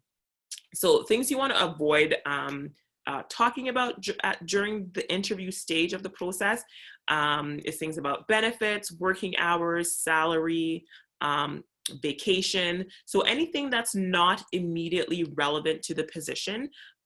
You don't want to seem like you're just focused in on coming in. You want to seem like you're focused on just coming in and getting up to speed on the job, and not focused on the money, although that's an important piece of it, or how many vacation days you have. All of those things can be discussed and can be hashed out once they offer you that position. So you don't want to come across as that's kind of your only focus.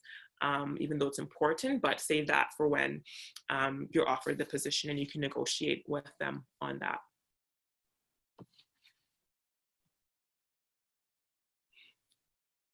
And then references. So you want to ensure, if you're not providing a list of your references on your resume, ensure that you're bringing them with you to the interview, because most times they will ask you for those list of references at the end of the interview, or in the communication that they sent to you to invite you to the interview.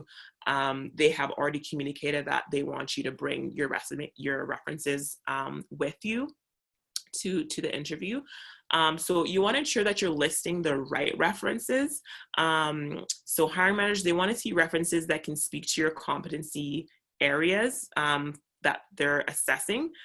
So your references should be relevant to the job that you're applying for as much as possible. Hiring managers also want to see more recent references.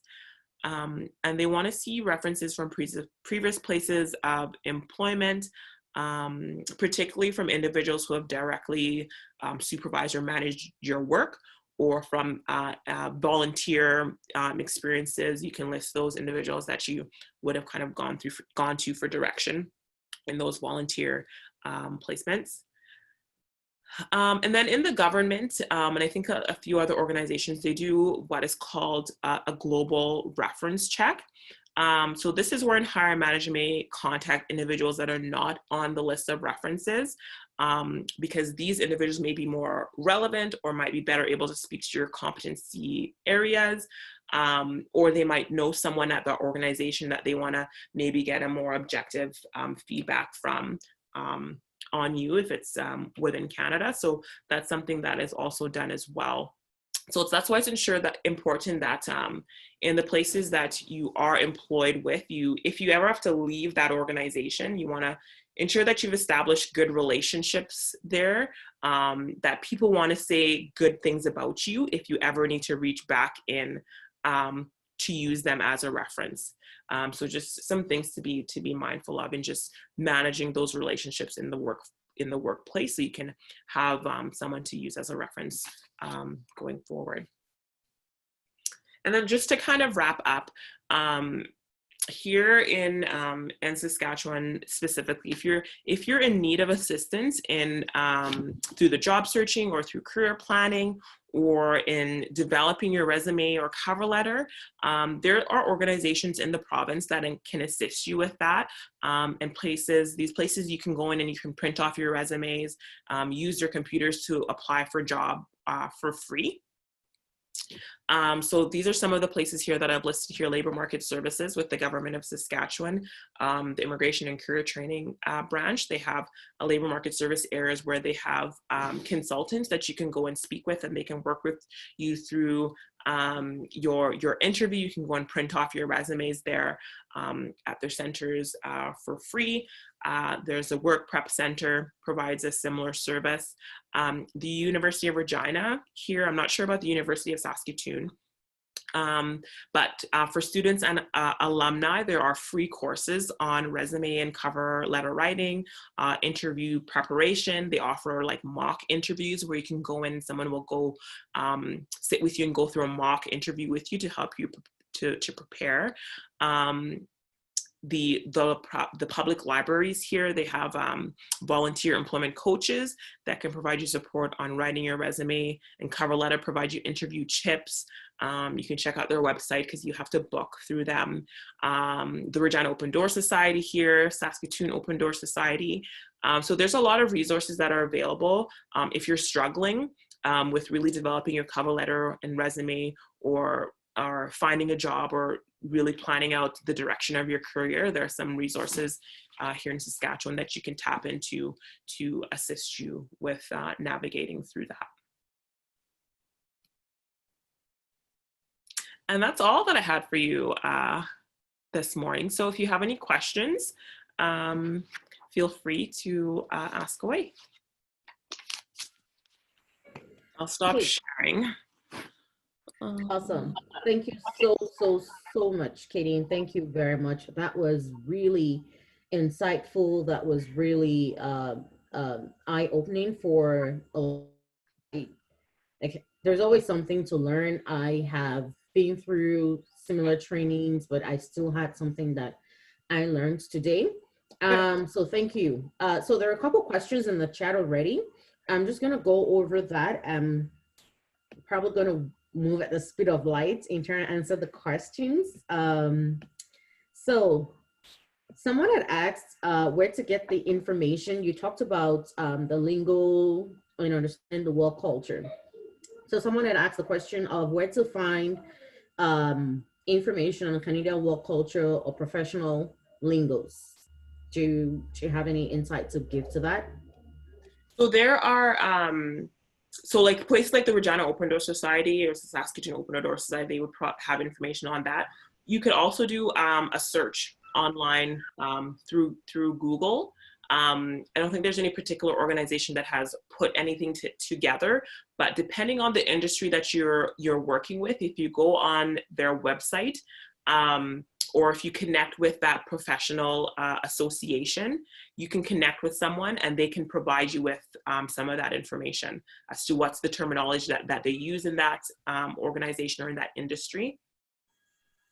Yeah. Great, thanks. So, and in addition, and I know we talked about that as well during the information session that we had. So there are pre-settlement courses that are available, and I never took that course, but I think from some of the people who are taking the course, one of our team members, Uncle Femi here, had already taken the course before he came in. They didn't mention, I think, that sometimes they might walk you through some of these things. As far as soft skills go and some of those kind of information, unfortunately, you have to be here to experience it and then start to see how people communicate with one another, or as you get into the workspace. You know, while you're in school, if you're taking a bridging program, it's also an opportunity to just pay attention to how people are communicating, you know, pay attention to the language in whatever setting you find yourself. And when in doubt, always ask questions. Trust me, Canadians are too polite to just shove you off and not respond. You know, they'll answer your questions, you know, at whatever level you're at. So thank you very much. And yes, Open Door, whether it's Saskatoon or Regina, they're always there to help and support newcomers as well. And even forums like this help too, right? So yeah, so I'll take the next I'll ask the next question, which is... Sorry, if I may add to that. Okay, sure. Actually, I took a course in Nigeria before I came to Canada. So like our viewers, you can search SOPA, that's SOPA. That's, they prepare people to arrive prepared in Canada. So if you have gotten maybe your visa, or maybe you are almost at the end of your immigration processing, then you can register for that course. So they deal with the soft skills training, Canadian work culture, preparing, job search, a lot of things. So you can really get that before you arrive in Canada through SOPA. Thank you. Yeah.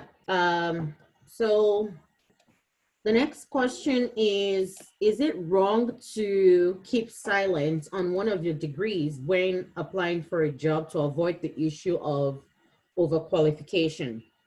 Personally, I experienced this where when I first came and I was attending interviews, they'd look at my resume and go, oh, well, you have this degree, but then this is what we're looking for, you know, and then they avoid me because they think I'm overqualified. And I'm like, I really need the job, I don't care. But so is it advisable then to skip an experience or degree that you have just so you don't appear as overqualified? Yes, you can. So if that degree is not relevant to the position and you feel that's going to be a detriment to you obtaining that job, then yes, I'd say to leave that on there and focus on what you have that's relevant to the role that's really going to get you that foot in the door. Okay, awesome, thank you. So the next question here says, sorry. Okay, so, and this question is interesting because I did pen it down as one of the questions that I was going to ask as well.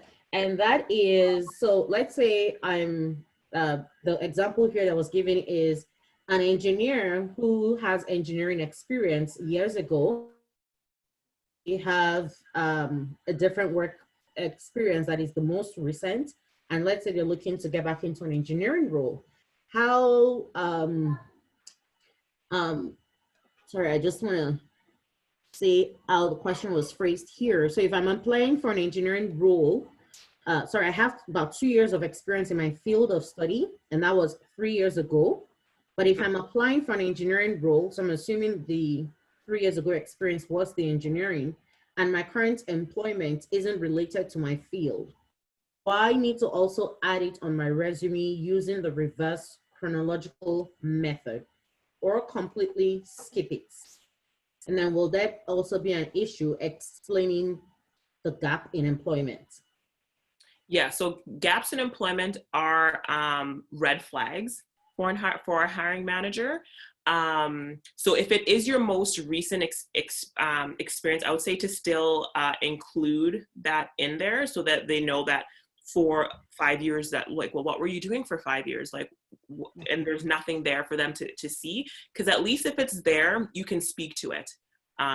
Right? Even though it might not necessarily be relevant, maybe there's some things from that experience that you can pull into the role. So some of the soft skills in that position that might not be relevant to the technical expertise required for an engineer, you can still pull some of that soft skills and align it now to what's required in that new engineering position that you're applying for related to your position. So I'd say to put it on there, because gaps in experience do raise red flags for hiring managers. Okay, so and again, just to add to the chronological style, then do we put that, do we, and I've seen some resumes have that where they would probably put a subheading that says relevant experience. So it's not exactly following the order of the year. It just shows that this is what I have that is most relevant in terms of experience to what you're looking for. And then under that, then I'll put the actual experience and then follow the chronological order. Is that acceptable? Mm-hmm. Yeah, that's okay. Yeah, so you can start with the most relevant to the role. So you have that heading, relevant work experience, and you list that. And then you have another heading that says other related or unrelated or just other experience, and you list that below that. Yeah, so that's acceptable as well. Because that's why we talk about I talked about the formatting and using those headings, because that's something that is going to stand out to the hiring manager, right? So they're going to look first at what you have under what's relevant, and they probably won't even bother looking at what you have written under other, because they're concerned with what's most relevant to this position. Okay, awesome, thank you. And so the next question says, can recommendations on LinkedIn be referred to if it's applicable to the job? So I don't know if we might need a little bit of clarification to that question, but Malik, please feel free to, I will give you the pass to unmute and maybe just help us provide clarification to that question. But if, I'm assuming maybe you're trying to ask if, so say someone makes a recommendation about your experience or skill on LinkedIn, is it okay to put that on maybe the resume or cover letter or at the point of interview? Can you help me clarify that?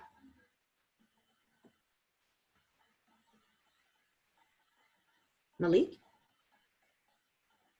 Yeah, hi. Hi. Okay, yeah. Hi, everyone. Hello. Hello, yeah. Thank you for putting this together. It's been a very wonderful time with you guys.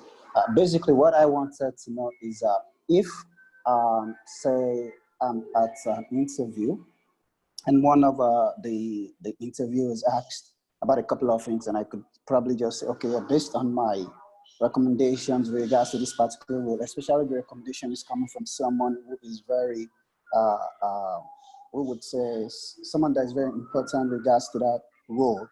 Is it something I could probably make a reference to, maybe before getting to the interview or even at the point of having the interview? That's what I wanted to know. I don't know if that explains what I was trying to ask. Yeah, so someone makes a recommendation. So you always want to ensure that you're being as specific as possible. So if it's someone that you've reported to, or if it's more of a colleague, it's probably the weightiness of it is probably not as high as if it was from a supervisor or someone that you reported to.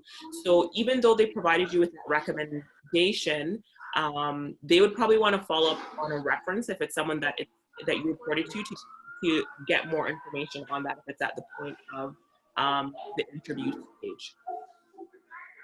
Okay, I think that answers my question. Thank you. You're welcome. Okay, So we're right on our time mark. Can I request say additional 5-10 minutes if that's okay with us, to just make sure that we at least go over the questions on the chat. I'd only request that don't put more questions, so we can just answer the ones that are on there, if that's okay with everyone. Thank you. I'm assuming silence means consent. Okay, so the other question here is, so what do you do when you don't understand a question? Can you pass on a question, or you don't have an idea of what the question is, or you don't know the answer? What do you do? So if you don't understand the question, ask them to rephrase it. So you can ask them to repeat it, or ask them to rephrase the question, or you can maybe ask some clarifying questions. So depending on how they phrase the question, say maybe ask, well, what do you mean by this? Or can you tell me a little bit more about what you're asking about this? So maybe try to rephrase the question to say, is this what you're asking? Do you mean this? So you ensure that you're addressing the question appropriately. So you can ask them to rephrase it. You can rephrase it yourself and say, are you asking me this? And then they will rephrase it themselves and say, no, what I'm asking is this. So. Okay, and then I think the other part of it is, what if you just don't even know the answer? Then it's better to say, I don't know, than to make something up. Because I've been in an interview where someone didn't know the answer and they made it up, and it was evident that they made the answer up. So if you truly don't know and you can't think of an answer, just be honest. They can respect that. And sometimes they'll be like, you know what, that question, it's not really a make or break for the job. So even though you might not know something and you did well on everything else, that might not be a detriment to you being successful in that role. So I would say just be honest. If you truly don't know, just say, I don't know. Yeah. And to drive your point home, I'm just going to quickly share an experience that happened to me on a job interview. And I just told them, I honestly don't know. And even when I was going through the job requirements, it was the one skill I know I didn't have. It was forecasting. I don't have that skill, but when I was asked the question as part of the technical questions that I was being asked on the position, they asked the question on forecasting, and I said, I honestly don't have any experience with that, and I don't have the knowledge of it, but I'm a quick learner and I'm willing to learn. And I cited examples of similar experiences where maybe it was my first time trying to do something, and how quickly I was able to adapt to that and learn on the job or something. And like, I did get the job. I got the job, and they trained me on the job, on that aspect. And at the end of the day, even some of the positions the tasks that I worked on were, tailored to amplify my strength, while they try to train me on that piece that was lacking to help me do better on the job. So yes, be honest. Honestly, sometimes when we're lying about these things, the other person on the other end of the table, they can tell. Yeah. Okay, so thank you. Okay.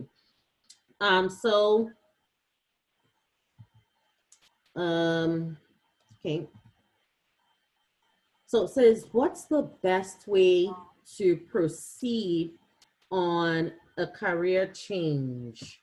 Is that something you want to speak to, or I can, for the purpose of the scope of today's presentation, we can take this conversation out offline from here. And I'm speaking to the person who asked that question, Ifeoluwa Oni. Please feel free to, if you're on the Telegram channel, feel free to send a message to the admin chat, and I will take it up with you personally from there, because it's a little bit outside of this scope.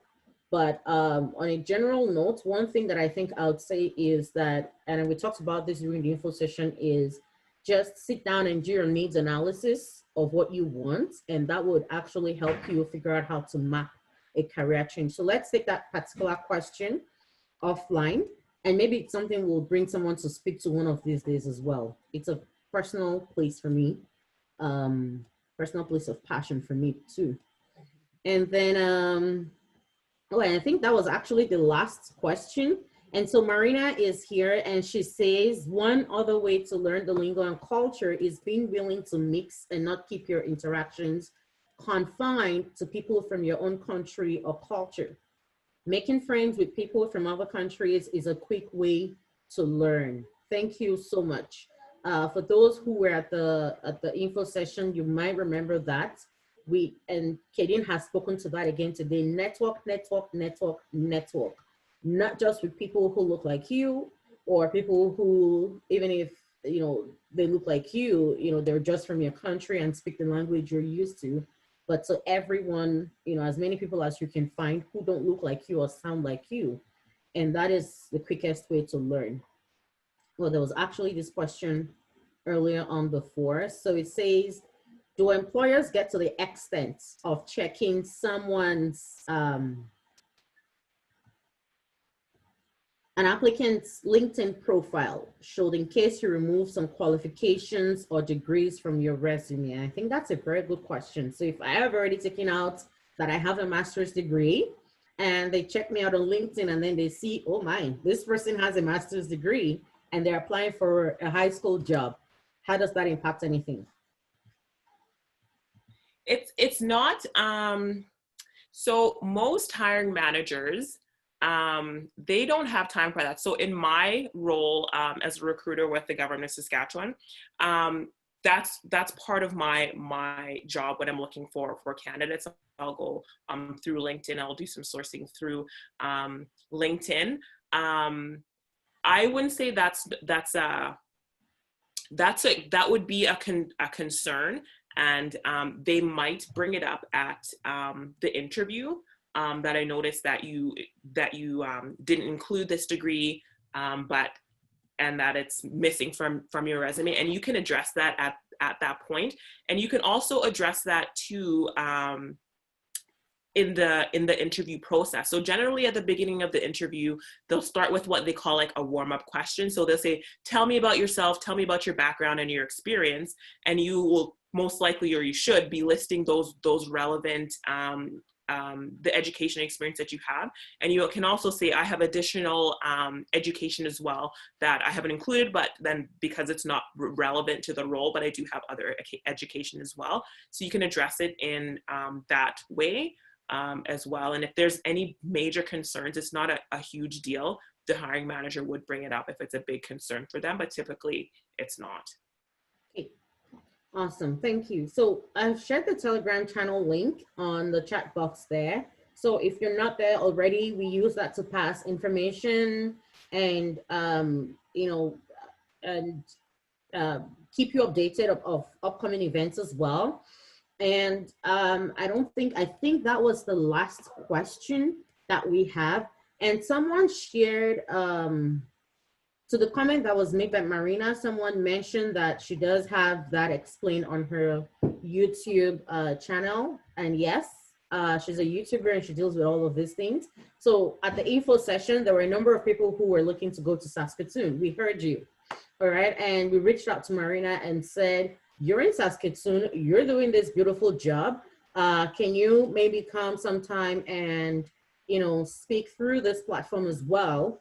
And she graciously, I would say by faith, agreed. And so she decided to join us today just to have a feel of what we're about and see what this is, all about. And so thank you, Marina, for coming and taking out that time. And I'm really hoping that, we can have her here and we'll just, talk about, help people highlight the beauty of both major cities in Saskatchewan, especially for those who are looking to make Saskatchewan their home, is to say, is it Regina or Saskatoon? It would help you highlight those two. And maybe even if you're here and you're already maybe in either of the city and you're looking to make a move, but you need to just understand what the other city holds for you as opposed to where you're currently at, that session might also be very helpful. But again, be on the channel to watch out for that information. I don't think, let me see. So we're past the 10-minute mark that we had requested for. Is the Telegram group in the those heading for Saskatchewan alone? I would say no, because sometimes the information we share there can be useful to someone who is going to Ontario or Alberta or anywhere else. So I would say please share with friends, families, and foes if you have. I try not to have any foes. Some people might decide me I'm their foes, but I try not to have any. So share with everyone, and even our events are open to everyone. We might talk about Saskatchewan a lot. That's because it's where we're based, but the information can be very, very useful to any and everyone anywhere else. So once again, thank you very much, Kadine. And thank you to everyone who showed up. I mean, we can put this beautiful thing together. If you don't show up, it really won't fly. We'll have the recording available as soon as we have our video editors work on that. We'll share we'll share the link to as many platforms as we can, just so that more people can have access to this information. Thank you once again, everyone, and thank you again, Kadine. Do have a beautiful weekend, and I think we have come to the end of today.